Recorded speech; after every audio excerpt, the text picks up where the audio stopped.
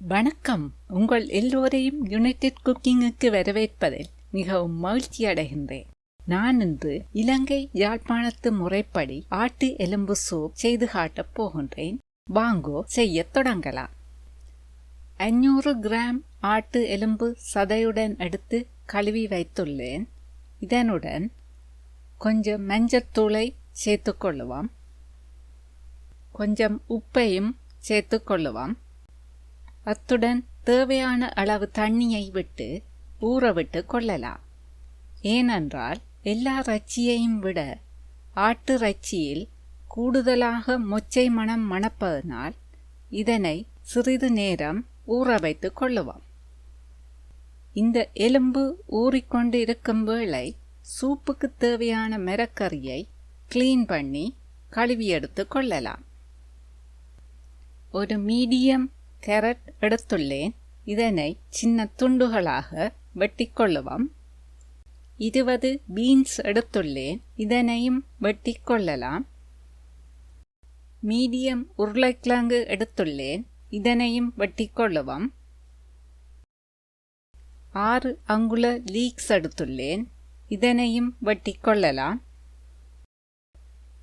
வெட்டிய மரக்கறிகளை ஒரு பிளேட்டுக்குள் போட்டுக்கொள்ளுவோம்.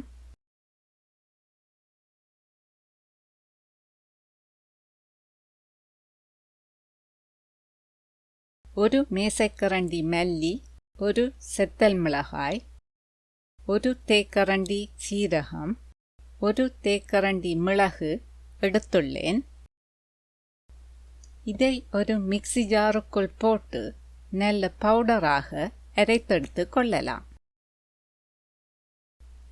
நீங்களும் இந்த ஸ்பைசஸ்களை ஃப்ரெஷ்ஷாக அரைத்தெடுத்து கொள்ளுங்கோ. அப்போதுதான் சூப் நல்ல வாசமாக இருக்கும். அடுத்ததாக ஒரு உரலுக்குள் 5 உள்ளிப்பல்லு, ஒரு அங்குல இஞ்சியை போட்டு நன்றாக இடித்தெடுத்து கொள்ளுவோம்.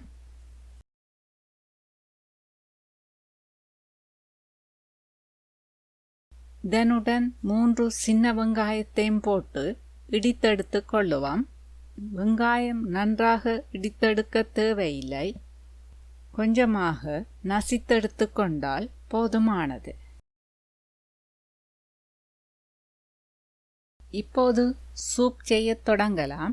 ஒரு பாத்திரத்துக்குள் ஊற வைத்த ஆட்டெலும்பை போட்டுக்கொள்ளலாம். இதனுடன் இடித்தெடுத்த உள்ளி, வெங்காயம், இஞ்சியையும் போட்டுக்கொள்ளலாம்.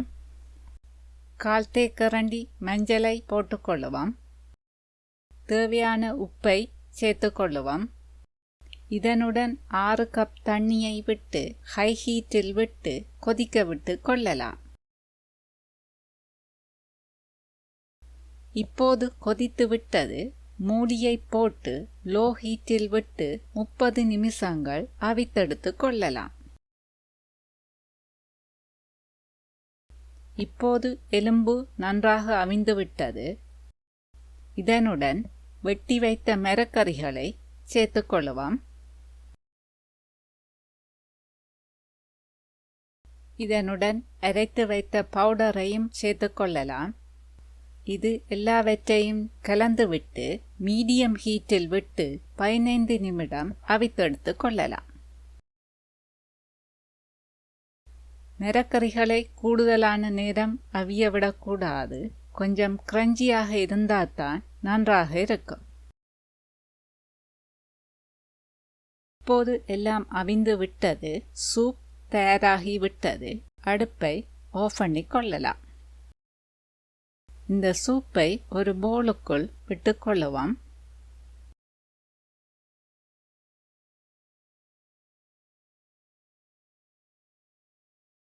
இதனுடன் தேவையான அளவு தேசி புளியை விட்டு நீங்கள் பரிமாறிக்கொள்ளலாம்.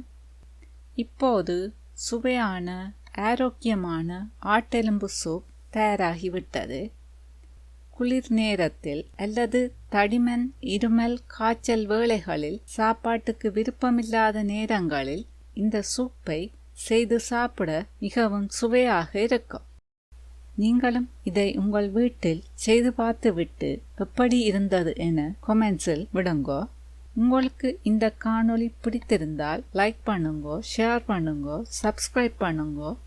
மீண்டும் இன்னும் ஒரு புதிய ரெசிபியுடன் உங்களை சந்திக்கும் வரை நன்றி, வணக்கம்.